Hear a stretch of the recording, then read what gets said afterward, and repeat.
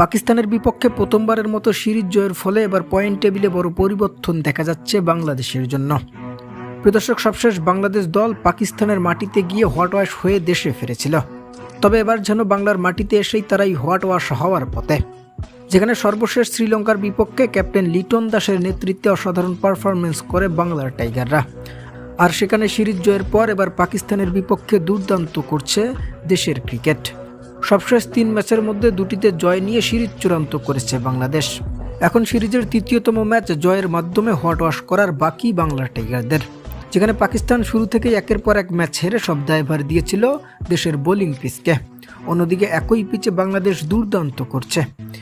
দর্শক, সবশেষে সিরিজের এই 3য়তম ম্যাচ বাংলাদেশ জয় পেলে এবার র্যাঙ্কিংয়ে আফগানিস্তানকে পিছনে ফেলে এক ধাপ উন্নতি হবে দেশের ক্রিকেটের।